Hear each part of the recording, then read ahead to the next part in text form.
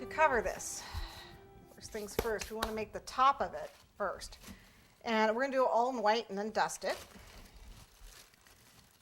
So what I've got here is a little bit of fondant. Oh, it's stiff. So I'm going to get my shortening. All right. And I've got my little 2-inch cutter here for the top of my pot. It'll be about 2 inches, I guess. You can do this in any color. It's going to be a pink rose. If I wanted to, I could dye the fondant pink, but it's going to be like white with pink shades is what it's going to be. So that makes it easy on me. So I'm going to roll this out fairly thick, nice thick piece, okay, and cut it. Okay, and then what I'm going to do is I'm going to make, this is the top of the pot. What I'm going to do is make the center of the rose. And how I do that is by taking little pieces of fondant, rolling it into a snake, and then starting in the center, I'm going to curl it around like you would the beginning of a rose. Okay, and I'm doing it in little pieces. Where's my little cutter?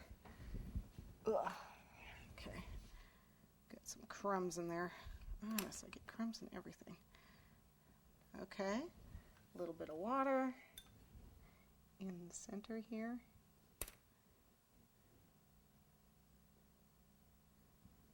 And you want to curl it around.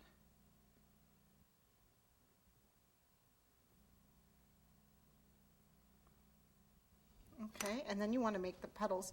I'm going to pinch the top of this so it's almost like a petal top.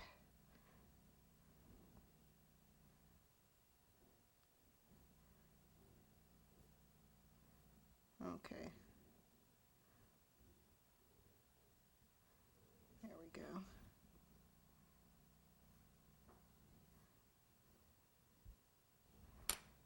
Okay, and then we want to go on to making the petals like you would normally for a rose.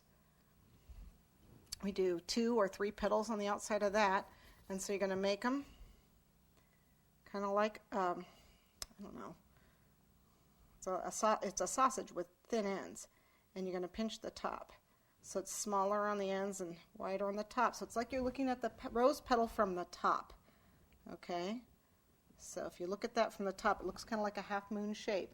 And see how I've pinched it so that it's skinny on top and wide on the bottom. Just like when you pipe it, skinny on the top and the wide end is at the bottom.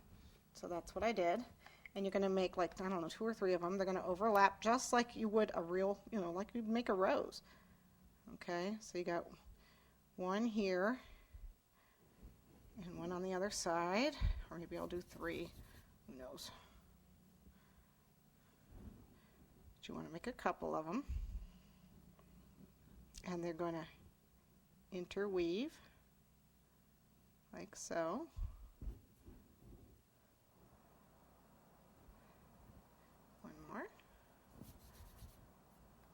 Kind of nice because it's the way I naturally roll. Okay.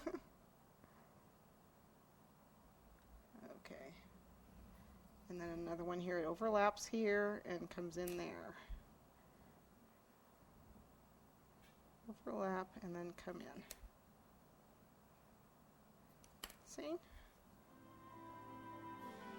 So you see this one overlaps this one. This overlaps that. That overlaps that. So you get that little spiral effect, just like when you do a real rose.